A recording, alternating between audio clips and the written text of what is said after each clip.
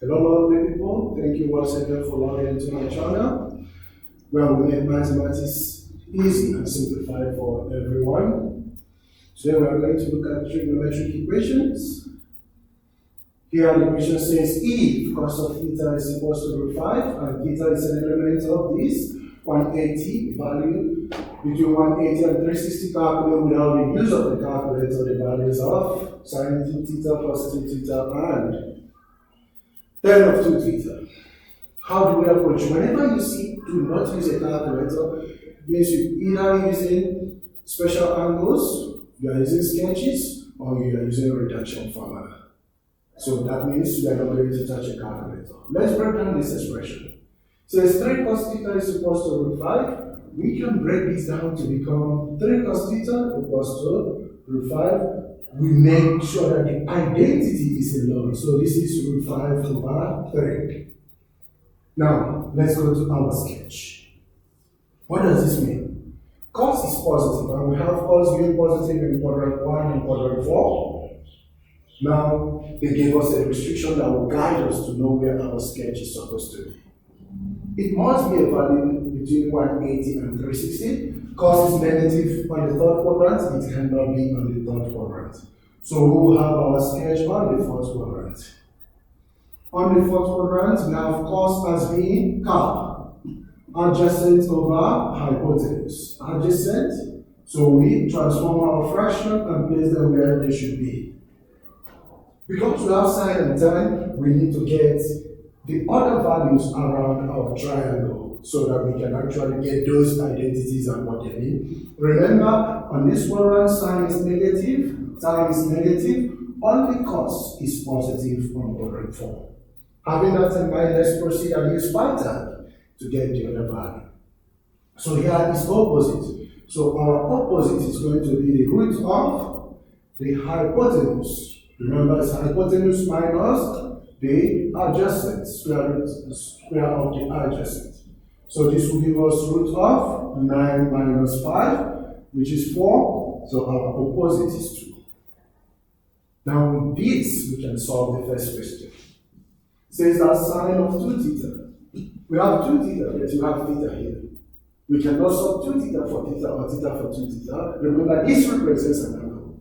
So we use reduction formula and for double angle to break it down so that we can have equivalent of theta here to substitute into. Now, this gives us 2 sine theta cos theta using double angle identities. Now, what is our sine theta? Sine theta from this will give us sine is so opposite pole divided by the hypotenuse. Opposite is 2 divided by the hypotenuse, which is 3. But because of the quadrant, sine is negative on this quadrant, this is going to be negative 2 over 3. Likewise, tan of theta will be opposite. Sine is 2, opposite divided by the adjacent. Now, opposite is 2, and the adjacent is root 5. Just like the sine, tan is also negative here, so it will be negative. Now, let's break this. 2 sine of theta, negative 2 over 3. Cos of theta, given root 5 over 3. If we simplify this, we have negative 4 root 5 over 9 as the value for sine of theta. Remember, they said no calculator, so leave it as the fraction. Let's go to the second one. We have cos of 2 theta. Here we are lucky enough to have 3 different versions of double angle for this. We have 2 cos square theta minus 1, 1 minus 2 sine square theta. We have cos square theta minus sine square theta. So let's use 1. Whichever one you use will yield the same answer. So we have 1 minus 2. Our sine square theta is negative 2 over 3 all squared. So we have 1 minus 2 into 4 over 9. So this will give us 1 minus 8 over 9, which is 1 over 9. So our cos 2 theta is 1 over 9. And the last question here is to get the value of tan of 2 theta. Tan of 2 theta, no need to go through double angle, think about anything. Remember, tan is sine divided by cos theta. That gives us the identity for tan of theta. So it's going to be, we have negative 4 root 5 over 9.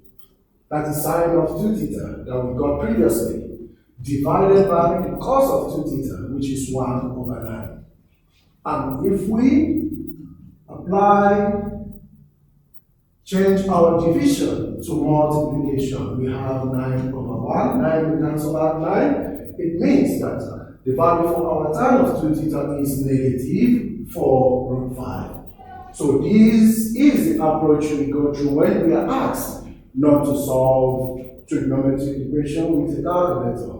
We can use reduction formula involving double angle identities, and then we can still solve our problems. Remember to leave it as a fraction, because if once you employ any decimal here, it means you have touched your calculator.